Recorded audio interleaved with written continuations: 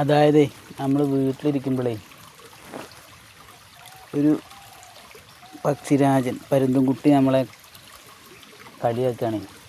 അതായത്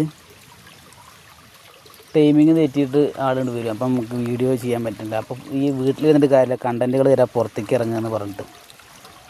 അപ്പോൾ ഞാൻ അങ്ങനെ ഒഴിഞ്ഞു വന്നിരിക്കുകയാണ് ഒരു സ്ഥലത്ത്.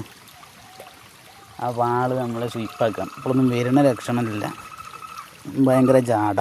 അപ്പോൾ ഞങ്ങൾക്ക് ഒരു ശബ്ദം, വെറും ശബ്ദം മാത്രം കേൾപ്പിച്ച് തരാം. അപ്പോൾ ഞാനൊന്ന് സൈലൻ്റ് ആവുകയാണ്.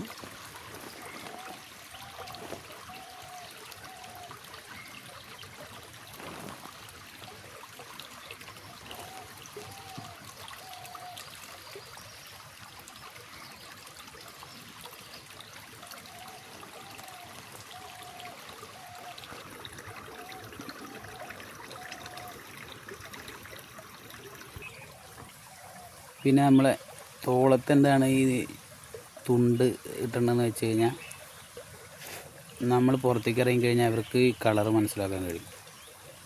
അപ്പോൾ ഒരാളെ ഉള്ളൂ എന്ന് കരുതിയിട്ട് നമ്മൾ പോന്നു കഴിഞ്ഞാൽ ചിലപ്പോൾ ബാക്കിലിരിക്കുന്നുണ്ടാവും, നെയ്സിൽ വന്ന് തലയിലും ഇരിക്കും തോളത്തും ഇരിക്കും, വല്ലാണ്ട് ഇണങ്ങിക്കഴിഞ്ഞാൽ. അപ്പോൾ അതാണ് അതിലൂടെ ഞാൻ വല്ലാണ്ട് സംസാരിക്കാൻ നിൽക്കാത്തത്. അപ്പോൾ നമ്മൾ വിചാരിക്കും ആദ്യം ആക്രമിക്കാൻ വരികയാണ്, പക്ഷേ അത് അതിൻ്റെ സ്നേഹം കാട്ടുകയാണ്. ആക്രമിക്കുകയാണെങ്കിൽ അറിയാമല്ലോ, പരുന്ത് ആക്രമിക്കുക എന്ന് പറഞ്ഞു കഴിഞ്ഞാൽ അത് കൊക്കുകൊണ്ടും കാലുകൊണ്ടും ഒരേ സമയം ആക്രമിക്കും. അപ്പോൾ അതതിൻ്റെ സ്നേഹം കാട്ടാൻ വരികയാണ്. അപ്പോൾ അതുമാതിരി തന്നെയാണ് വന്യജീവികളൊക്കെ.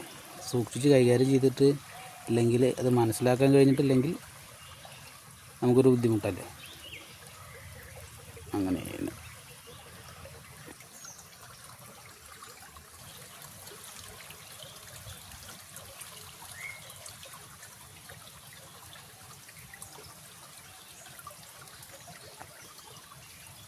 ഇദ്ദേഹം നിരുപദ്രവകാരിയാണ്.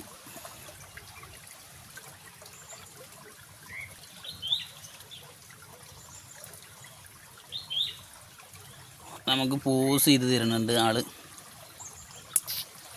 ഇവിടെ അടുത്തെങ്ങാനും ഇദ്ദേഹത്തിൻ്റെ കൂടുണ്ടാവും.